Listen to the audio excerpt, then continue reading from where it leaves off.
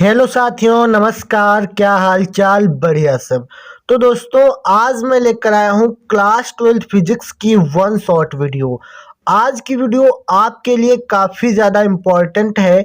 अगर आपने ये वीडियो लास्ट तक देख लिया तो आप समझ लीजिए फिजिक्स पूरी आपकी खत्म हो जाएगी। ठीक है, आज आप फिजिक्स में 95% नंबर पक्के कर सकते हो।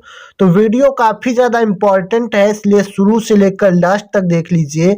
आज आपकी फिजिक्स की सारी टेंशन खत्म होने वाली है। ठीक है, तो चलिए वीडियो को करते हैं स्टार्ट। चैनल पर पहली बार आए हो तो सब्सक्राइब कर लीजिएगा और वीडियो को लाइक करके दोस्तों में भी शेयर जरूर कर देना। ठीक है, तो देखिए, सबसे पहले हम शुरुआत से लेकर लास्ट तक आज आपको पूरी फिजिक्स के इम्पोर्टेंट क्वेश्चन कवर करवाने वाले हैं। ठीक है, तो चलिए शुरू करते हैं। सबसे पहला हमारा क्वेश्चन क्या दिया गया, ध्यान से समझिए।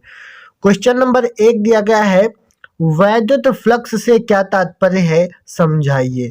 वैद्युत फ्लक्स क्या होता है, इससे क्या तात्पर्य है या इसकी परिभाषा क्या है। कई प्रकार से क्वेश्चन पूछ सकता है, लेकिन सब में यही आंसर लिखना है। क्या लिखोगे? लिखना है, वैद्युत क्षेत्र में स्थित किसी काल्पनिक पृष्ठ के क्षेत्रफल से अभिलंबवत गुजरने वाली वैद्युत बल रेखाओं की संख्या की माप ही वैद्युत फ्लक्स कहलाती है। कहने का तात्पर्य यहाँ पर यह है कि वैद्युत क्षेत्र में स्थित किसी काल्पनिक पृष्ठ के क्षेत्रफल से अभिलंबवत गुजरने वाली वैद्युत बल रेखाओं की संख्या की माप ही वैद्युत फ्लक्स कहलाती है। ठीक है, वैद्युत फ्लक्स क्या होता है आप लोग समझ चुके हैं। अब पूछे या वैद्युत फ्लक्स की परिभाषा बताइए, वैद्युत फ्लक्स से क्या समझते हैं, इसका तात्पर्य क्या है, विस्तार से बताइए। कुछ भी पूछे आपको यही लिखना है। ठीक है, आप कंफ्यूज मत होइएगा, क्योंकि आप समझ चुके हैं पेपर में क्वेश्चन घुमा कर पूछता है ना। तो कोई भी क्वेश्चन आए बस आप वैद्युत फ्लक्स याद रखिए, यस ये परिभाषा लिख देना आपको है। ठीक है, चलिए आगे देखते हैं। यहाँ तक किसी को कोई दिक्कत नहीं होनी चाहिए।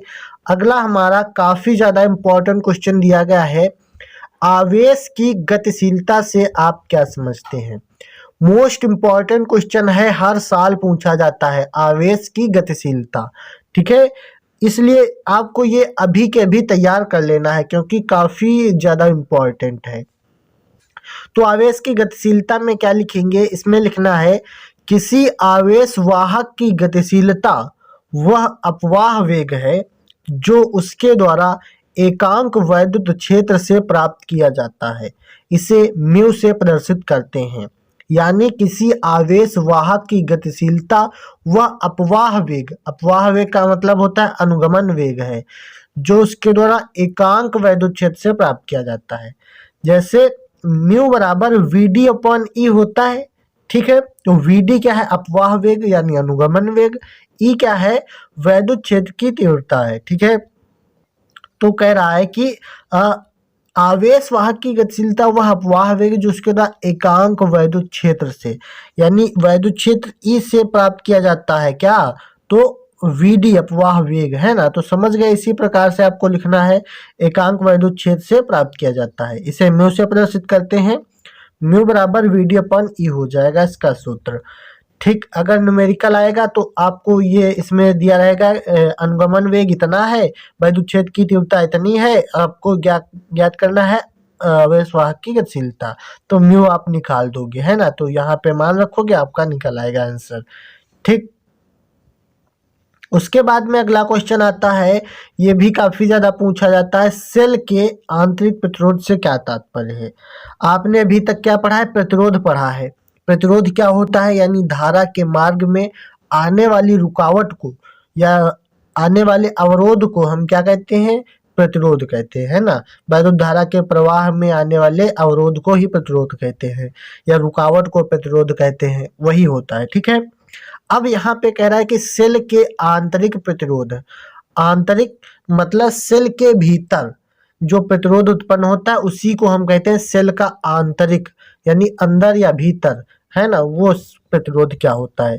तो उसमें आपको क्या लिखना है, देखिए इसमें लिखेंगे, सेल की दोनों प्लेटों के बीच, सेल के भीतर है ना, जो बताया मैंने, सेल की दोनों प्लेटों के बीच, सेल के भीतर वैद्युत धारा के प्रवाह में धारा आयनों द्वारा उत्पन्न अवरोध को सेल का आंतरिक प्रतिरोध कहते हैं।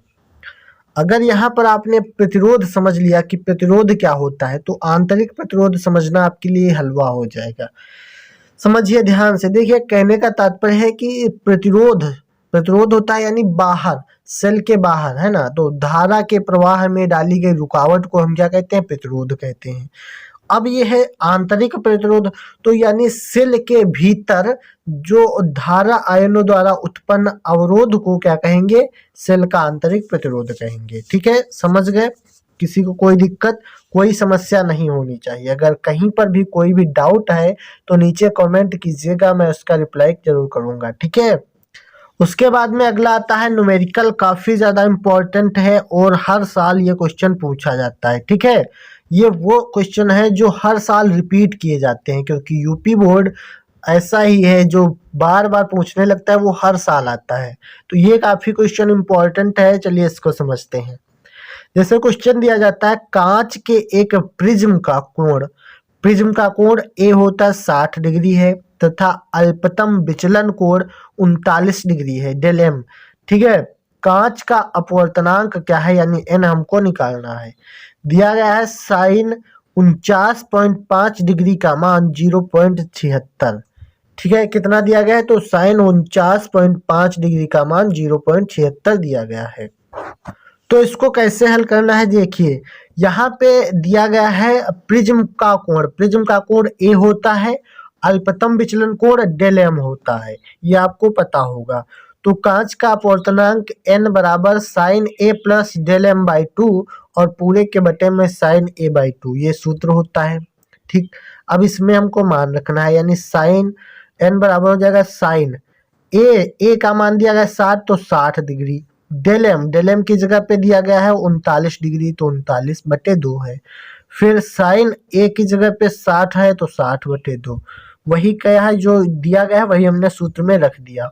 फिर यहाँ से क्या होगा, 60 और 39 99 भाग 2, यानी बटे में 2 है, तो इसको 2 से भाग करेंगे तो कितना आएगा? साइन 49.5 डिग्री। ठीक, अब साइन 60/2 है, तो साइन 60/2 को 2 से भाग करेंगे तो कितना हो जाएगा? Sine 30 degree.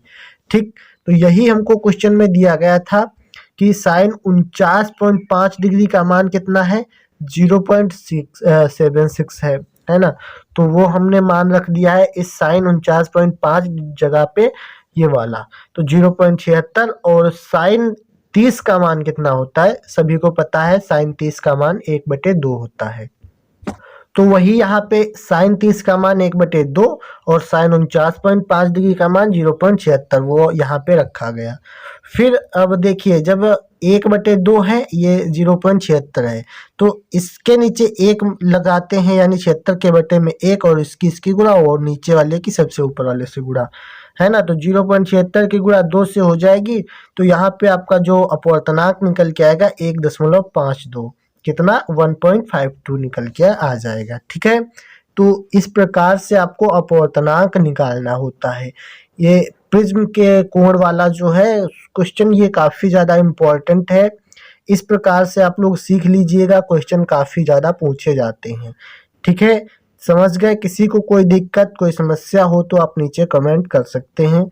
और वीडियो को अभी तक लाइक नहीं किया तो लाइक करो, चैनल पर नए हो तो सब्सक्राइब कर लो। ठीक है, सारी तैयारी आपको बोर्ड एग्जाम तक करवाते रहेंगे। उसके बाद में आता है अगला क्वेश्चन जो काफ़ी ज़्यादा इम्पोर्टेंट है और हर साल पूछा जाता है। ठीक है, तो क्वेश्चन क्या है, देखिए क्वेश्चन आता है, वैद्युत क्षेत्र की तीव्रता की परिभाषा तथा इसका मात्रक लिखिए।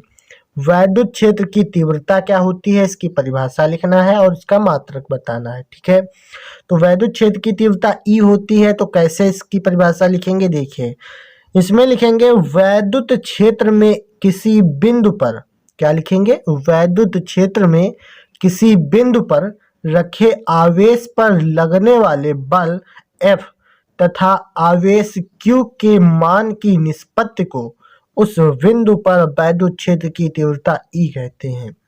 यानी किसी बिंदु पर रखे आवेश तथा आवेश पर लगने वाले बल F तथा आवेश Q के मान की निष्पत्ति को उस बिंदु पर वैद्युत क्षेत्र की तीव्रता ई कहते हैं।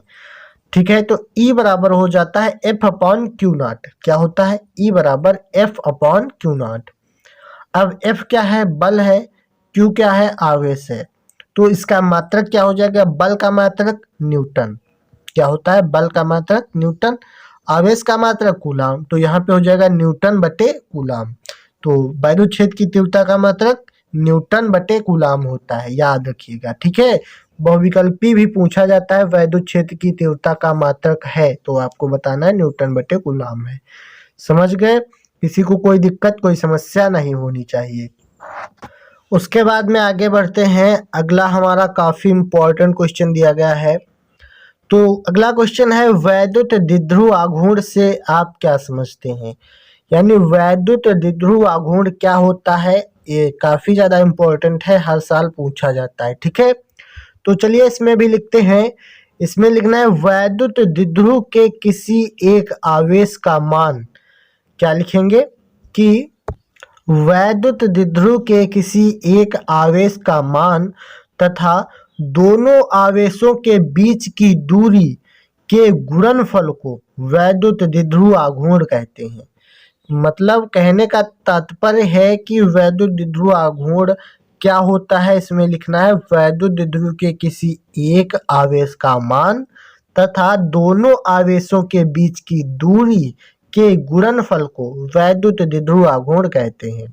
ठीक है, अब देखिए वैद्युत द्विध्रुव आघूर्ण जैसे P होता है, काहे से प्रदर्शित करते हैं? P से। तो P बराबर 2QL होता है।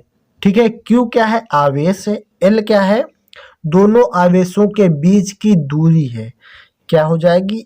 Q आवेश हो जाएगा और L दोनों आवेशों के बीच की दूरी हो जाएगी। समझ गए? किसी को कोई दिक्कत, कोई समस्या नहीं होनी चाहिए। चलिए यहाँ तक क्लियर है। उसके बाद में आगे देखते हैं। अगला हमारा मोस्ट इम्पॉर्टेंट क्वेश्चन आता है, ध्यान से समझिए। क्वेश्चन है, किरचॉफ का धारा नियम या फिर प्रथम नियम लिखिए।